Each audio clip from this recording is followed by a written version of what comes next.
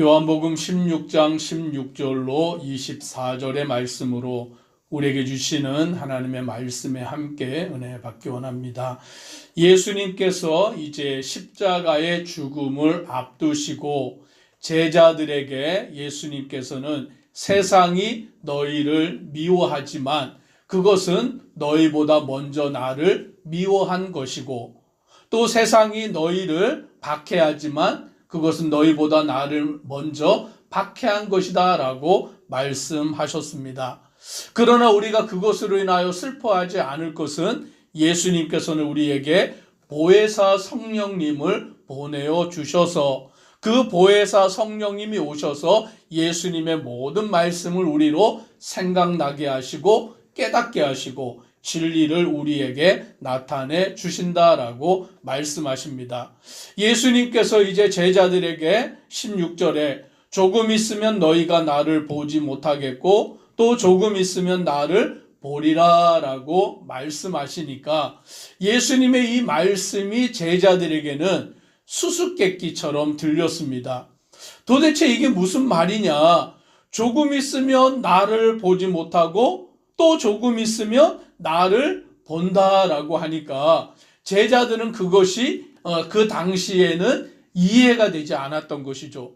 조금 있으면 보지 못하는데 조금 있으면 보는 거, 그게 도대체 뭐냐? 그리고 또 예수님이 내가 아버지께로 감이라 라고 하시니까 그것 또한 이 제자들은 무슨 말씀인지 몰라서 그들이 그것에 대하여 궁금증을 가지고 서로 말하기 시작한 것입니다. 그랬더니 예수님께서는 그들의 그 마음을 아시고 말씀하십니다. 19절 우리 같이 읽습니다. 예수께서 그 묻고자 함을 아시고 이르시되 내 말이 조금 있으면 나를 보지 못하겠고 또 조금 있으면 나를 보리라 함으로 서로 문의하느냐. 아멘. 예수님께서는 우리의 마음을 다 알고 계시는 줄 믿습니다. 제자들이 예수님의 말씀을 이해하지 못하고 그것을 궁금해하고 서로 물으면서 도대체 이게 무슨 말이냐라고 할 때에 예수님은 그들을 향하여서 그것에 대하여 너희가 서로 문의하느냐라고 말씀하시는데 예수님이 그들에게 풀어 설명해 주십니다. 20절도 같이 읽습니다. 내가 진실로 진실로 너희에게 이르노니 너희는 곡하고 애통하겠으나 세상은 기뻐하리라. 너희는 근심하겠으나 너희 근심이 도리어 기쁨이 되리라. 아멘. 지금은 제자들이 어떻게 하냐면 곡하고 애통한다라고 말씀합니다. 조금 있으면 예수님을 볼 수 없기 때문에 그것은 무엇을 두고 말씀하신 것입니까? 예수님의 십자가의 죽음을 두고 말씀하신 것이죠. 그러니 이제 예수님이 십자가에 죽으시기 때문에 제자들은 곡하고 애통할 수밖에 없는 것이죠. 슬픔에 잠길 수밖에 없고 두려워할 수밖에 없는 것이죠.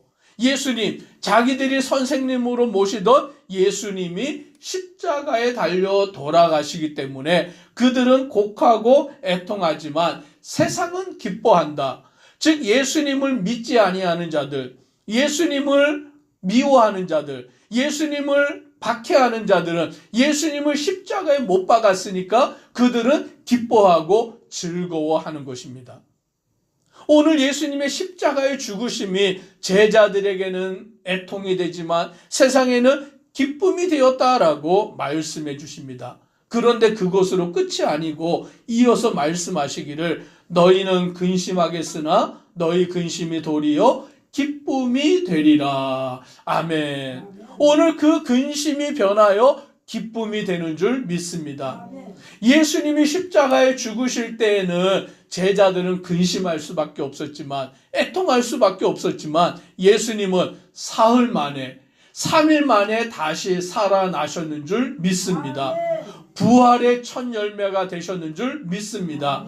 죽음의 권세를 이기시고 다시 살아나셨기 때문에 그 근심에 잡혀 있었던 제자들은 이제는 도리어 기쁨을 누리는 자가 되는 줄 믿습니다.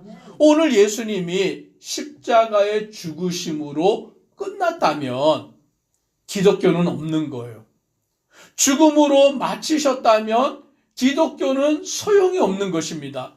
그런데 예수님은 우리의 죄를 담당하여 십자가에 죽으시고 죽은 지 사흘 만에 부활하셨기 때문에, 부활의 첫 열매가 되셨기 때문에 이 기독교가 있는 줄 믿습니다.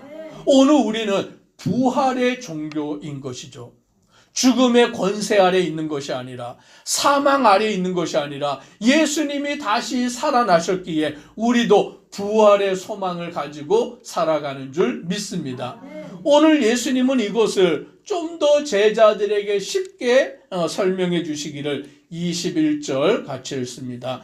여자가 해산하게 되면 그때가 이르렀으므로 근심하나 아기를 낳으면 세상에 사람 난 기쁨으로 말미암아 그 고통을 다시 기억하지 아니하느니라. 아멘. 이건 남자는 잘 몰라요. 아이를 낳아본 여자들, 어머니만 아는 것인데, 아이를 임신하고 이제 그 아이를 출산하고자 하면 뭐가 생기냐면 두려움이 생기는 거죠. 걱정이 생기는 거죠. 왜요? 그 고통을 어떻게 감당할까? 그 고통이 말할 수 없는 것이죠. 그런데 이제 때가 이르러서 아이를 낳으면 어떻게 됩니까? 기쁜 거죠. 그 세상에 태어난 아이를 보면 그렇게 기쁠 수가 없어요. 그렇게 행복할 수가 없어요. 그래서 아이를 낳기 전에는 근심하지만, 걱정하지만 아이를 낳고 나면 기쁨이 충만한 것을 말씀하시므로 오늘 예수님이 십자가에 죽으실 때에는 근심하게 되고 걱정하게 되고 두려워할 수밖에 없지만, 예수님이 죽으신 지 사흘 만에 다시 살아나실 때, 부활하실 때 그 기쁨이 충만한 줄 믿습니다. 이 기쁨은 22절에 이렇게 말합니다. 같이 읽습니다. 지금은 너희가 근심하나 내가 다시 너희를 보리니 너희 마음이 기쁠 것이요 너희 기쁨을 빼앗을 자가 없으리라. 아멘. 지금은 너희가 근심하나 내가 다시 너희를 보리니, 부활하셔서 그 부활의 몸으로 제자들에게 나타나시니까 이제 너희 마음이 기쁠 것이요 너희 기쁨을 빼앗을 자가 없다라고 말씀하십니다. 예수님이 부활하신 것이 우리의 기쁨인 줄 믿으시기를 바랍니다. 예수의 부활의 그 기쁨을 빼앗을 자가 없어요. 예수님이 우리를 위해서 죽으시고 죽은 지 사흘 만에 다시 살아나신 이 복음을 우리가 알고 그 복음을 믿고 그 복음 안에 있으면 우리의 기쁨을 세상이 빼앗아갈 수 없는 것입니다. 아무리 세상이 우리를 미워해도, 아무리 세상이 우리를 핍박해도, 아무리 세상이 우리의 목숨을 빼앗아가도 예수님의 십자가와 부활을 믿으면 우리의 그 기쁨을 세상은 결코 빼앗아갈 수 없다라고 말씀하십니다. 더 놀라운 말씀을 우리에게 주시는데 23절로 24절 같이 함께 읽습니다. 그날에는 너희가 아무것도 내게 묻지 아니하리라. 내가 진실로 진실로 너희에게 이르노니 너희가 무엇이든지 아버지께 구하는 것을 내 이름으로 주시리라. 지금까지는 너희가 내 이름으로 아무것도 구하지 아니하였으나 구하라. 그리하면 받으리니 너희 기쁨이 충만하리라. 아멘. 그 날에는 이라고 말씀합니다. 그 날이 언제입니까? 예수님이 십자가에 죽으시고 부활하신 그때에, 이제 예수님이 십자가에 죽으시고 부활하신 부활의 첫 열매가 되시고 난 이후에는 이제 우리는 더 이상 예수님께 아무것도 묻지 않아도 된다라는 거예요. 왜냐하면 예수님께서는 우리에게 무슨 권세를 주셨냐면, 여기 말씀해 보니까 너희가 무엇이든지 아버지께 구하는 것을 내 이름으로 주시리라 라고 말씀합니다. 이제 우리가 누구에게 직접 기도를 드립니까? 하나님 아버지께. 하나님 아버지께 직접 기도하는데 오늘 어떻게 기도하냐면 24절에 보니 지금까지는 너희가 내 이름으로 아무것도 구하지 아니하였으나, 즉 예수님의 이름으로 지금까지는 아무것도 구하지 않았는데, 기도를 하지 않았는데 이제는 어떻게 합니까? 구하라라고 말씀합니다.